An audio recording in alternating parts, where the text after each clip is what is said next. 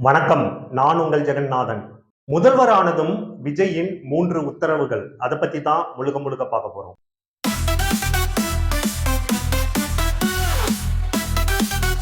தமிழ்நாடு முதலமைச்சராக தாவேகா தலைவர் விஜய் அவர்கள் பொறுப்பேற்றிருக்கிறாரு.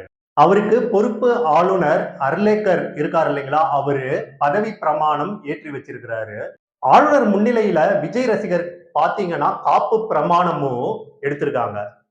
விஜய் முதலாக முதல்வரா பொறுப்பேற்கும் போது ஜோசப் விஜய் என்னும் நான் அப்படின்னு சொல்லும் போது அங்க இருக்கிற நேரு அரங்கமே அவரோட ரசிகர்களால அதிர வச்சிருக்குது. விஜய் முதல்வரா பொறுப்பேற்றதுக்கு அப்புறம் இவரை தொடர்ந்து 9 அமைச்சர்கள் பொறுப்பேற்றிருக்காங்க. யார் யாருன்னு பார்த்தோம்னா ஆனந்த், ஆதவ் அர்ஜுனா, அருண்ராஜ், செங்கோட்டையன், வெங்கடரமணன், சிடிஆர் நிர்மல்குமார், ராஜ்மோகன், பிரபு, கீர்த்தனா இந்த 9 அமைச்சர்களும் பொறுப்பேற்றிருக்காங்க. விஜய் தலைமையிலான அமைச்சரவை பொறுப்பேற்றதுக்கு அப்புறம் அவரு முதலாக தன்னோட உத்தரவை பிறப்பிக்கிறாரு. 3 உத்தரவைய சொல்றாரு. முதல் கையெழுத்தா பாத்தீங்கன்னா, வீடுகள் தோறும் 2 மாதங்களுக்கு ஒரு முறை 200 யூனிட்டுகள் இலவச மின்சாரம் வழங்கப்படும் அப்படின்ட்டு கையெழுத்து போட்டிருக்காரு. இரண்டாவது, போதை ஒழிப்பு சட்டம், அதாவது மாவட்டத்தோறும் போதை ஒழிக்கும் தடுப்பு சட்டமா 2வது கையெழுத்து போட்டிருக்காரு. 3வது, பெண்களுக்கு பாதுகாக்கும் நிலையில சிங்க பெண்கள் அமைப்பு படை அப்படின்ற கையெழுத்தும் போட்டிருக்கிறாரு. பாத்தீங்கன்னா 69 ஆண்டுகளாக நடத்தி வந்த திராவிட கட்சியை முடிவுக்கு கொண்டுட்டு வந்து இந்த பதவியை ஏற்றுக்கிறாரு ஜோசப் விஜய் அப்படின்ட்டு சொல்லலாம்.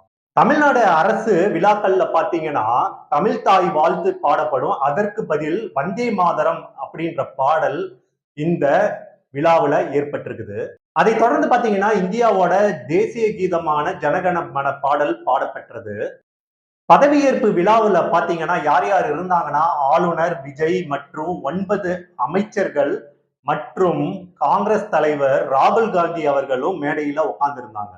வரும் மே 13ஆம் தேதிக்குள்ள ஆளுநர் கெடு விதிச்சிருக்கிறாரு. என்னன்னு கெடு விதிச்சிருக்காருன்னா பெரும்பான்மையை நிரூபிக்க வேண்டும் அப்படின்ட்டு கெடு விதிச்சிருக்கிறார். மே 13ஆம் தேதி அன்னைக்கோ இல்லைன்னா மே 13ஆம் தேதிக்கு முன்னோ நீங்க என்ன செய்யணும்னா பெரும்பான்மையை நிரூபிக்க வேண்டும் சட்டப்பேரவை அமைச்சகத்துல அப்படின்ட்டு ஆளுநர் விஜய் கூப்பிட்டு சொல்லியிருக்கிறாரு. முன்னாள் முதலமைச்சர் மு.க. ஸ்டாலின் அவர்களும் எடப்பாடி பழனிசாமி அவர்களும் ஜோசப் விஜய்க்கு வாழ்த்து தெரிவிக்கும் வகையில சொல்லியிருக்கிறாங்க வாழ்த்துக்கள். தேமுதிக பொதுச் செயலாளர் பிரேமலதா விஜயகாந்த் அவர்கள் ஜோசப் விஜய்க்கு வாழ்த்து தெரிவிச்சிருக்காங்க. என்னன்னு சொல்லியிருக்காங்கன்னா, தமிழ்நாட்டின் முதலமைச்சராக பதவியேற்கும் எங்க வீட்டு பையன் விஜய் அவர்களுக்கு மனப்பூர்வமான வாழ்த்துக்களை தெரிவித்துக் கொள்கிறோம். தமிழ்நாட்டின் வளர்ச்சிக்கும் தமிழக மக்களின் நலனுக்கும் சிறந்த நிர்வாக திறமையுடன் செயல்பட்டு மக்களின் எதிர்பார்ப்புகளை நிறைவேற்ற வேண்டும் என அன்பு தம்பி விஜய் அவர்களுக்கு கேப்டன் விஜயகாந்த் அவர்களின் சார்பாகவும் தேமுகவின் சார்பாகவும் எங்களுடைய மனமார்ந்த வாழ்த்துக்களை தெரிவித்துக் கொள்கிறோம். விஜய் தலைமையிலான தாவேகா 108 தொகுதிகள்ல வென்று இருக்குது. அதுல பாத்தீங்கன்னா விஜய் 2 இடத்துல நின்று ஜெயிச்சிருக்கிறாரு. அதுல விஜய் அவர்கள் ஒரு தொகுதியை ராஜினாமா செஞ்ச நிலையில 108 தொகுதிகள் அவரிடம் இருந்தது.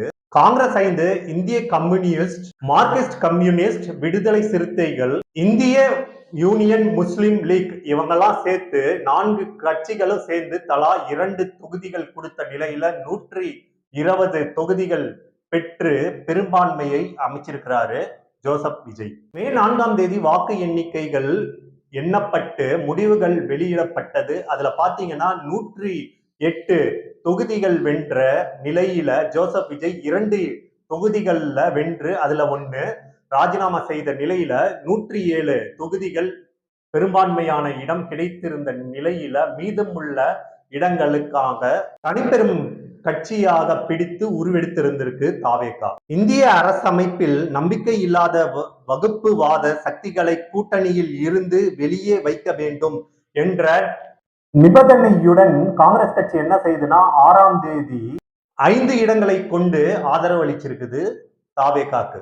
ஆனா 2 இடங்களை பிடித்த கூட்டணி கட்சிகள் 4 கட்சிகள் தாவேகாக்கு ஆதரவு கொடுத்திருந்த நிலையில 120 தொகுதிகளை பெரும்பான்மையான இடங்களாக காமிச்சிருக்குது. நிபந்தனையற்ற பேச்சுவார்த்தை அடிப்படையில விசிக என்ன செய்யுதுன்னா நிபந்தனையற்ற ஆதரவு தந்திருக்குது தாவேகாக்கு.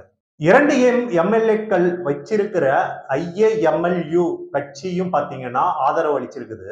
மொத்தம் 120 பெரும்பான்மையோட கொண்ட ஜோசப் விஜய் அவர்கள் ஆளுநரை, அதாவது பொறுப்பு ஆளுநரை நேற்று மாலை போய் சந்திச்சிருக்கிறாரு. சந்திச்சதுக்கு அப்புறம் ஆட்சி அமைக்க கூறி அவரு ஆளுநர்கிட்ட கேட்டிருக்காரு.